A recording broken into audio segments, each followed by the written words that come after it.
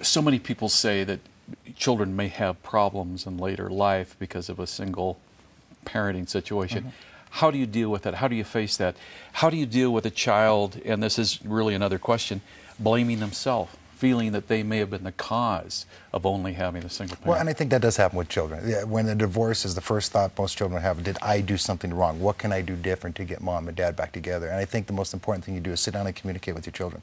Number one thing, the two of you, if at all possible, is to let your children know that this is not their fault. They didn't cause this. There's just a difference that mom and dad have, that they can't live together anymore, and that they want the children to be happy at the end of the day. But the idea, and I hear the media say this quite a bit too, is that, you know, children of single-parent households are going to have a problem. Well, Colin Powell hasn't had a problem as a product of a single-parent household. Barack Obama hasn't had a problem. Julia Roberts and Tom Cruise, and the list goes on and on.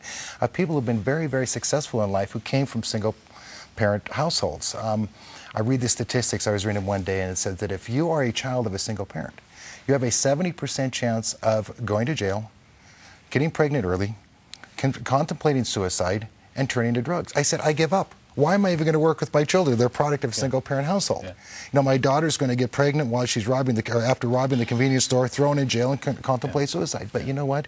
It has nothing to do that my children are a product of a single-parent household. It's how am I going to parent for them? Am I going to be there for them and help educate and lead them and model them the best I can? Can you over-parent a child? I don't know if you can necessarily over-parent. Possibly sometimes. I know I personally have kind of thrown myself into my children's lives for, you know, when their mother passed away, you know, I felt like, geez, this wasn't fair to them, so I have to overcompensate. And I think that sometimes you can make a mistake doing that. I'm a firm believer that children need three things in life, truly three things. And those three things are, they need to be listened to, they need to know they're safe, and they need to be loved. And if you do those three things and tell them those three things each and every day, I don't think you'll ever overparent. How do you find balance? How do you find time for yourself? It's tough. Balance in particular begins within yourself, in your mind. You know, we all do, whether we're having a difficult day at work, we always think our day is more difficult than anybody else's. I guarantee you, there are single parents out there that are having a tougher day than I am each and every day. So first and foremost for me, it's a mindset. I have to sit back and say, okay, what is important now and what's not important now? Is it really important that I'm running around cleaning the house or doing what I have to do? Or is it more important to spend time with my children? And for me, it's time with your kids is the most important thing I believe that you can do. You know, the old saying of, how do you spell love? It's T-I-M-E.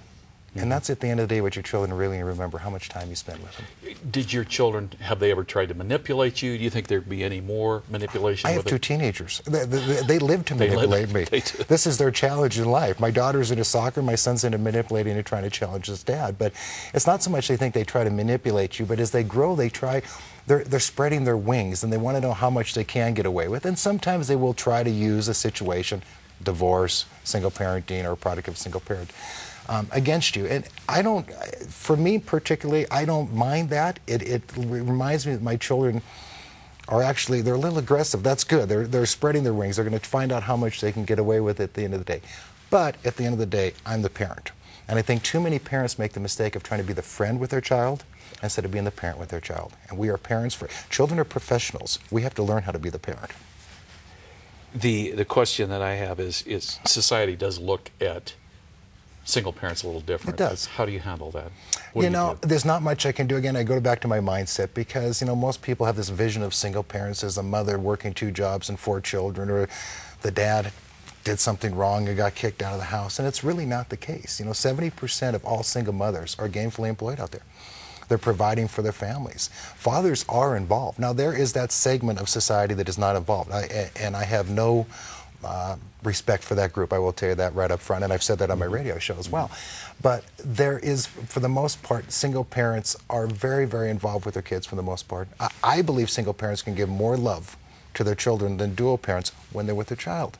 And it is because if you have your child every other week, you are really focused on that child for that week, and your children, I think, really sense that. Me, I have them 24/7. So, you know, they are my life, and I do the best that I can to try to show Are that there other people in your family involved to give them role modeling, for instance? Well, it's a good question. Your sisters, the aunts. Everybody should have a role model, and unfortunately with us, my family all lives in Montana. So I have a very close friend who's watched my kids forever and ever, that my daughter actually looks up to as a sister.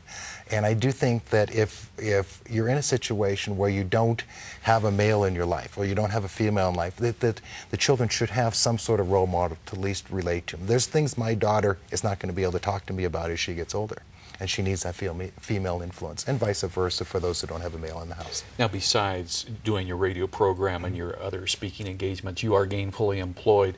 Does it take a special dispensation from an employer for single parents? It does. It sure does. They're understanding, and they know what's happening. I think what happens is with a lot of single parents is you're going to have situations where you're just going to have to either be late or leave or take a day off, maybe a sick child, doctor appointment, whatever it may be. And I encourage all single parents to go to their employer first and say, look, this is my world. My children are very, very important to me. You know, if I am in a situation, I'll make up the time, I'll do what I have to do. But I think communication with your employer up front is the first thing you should do.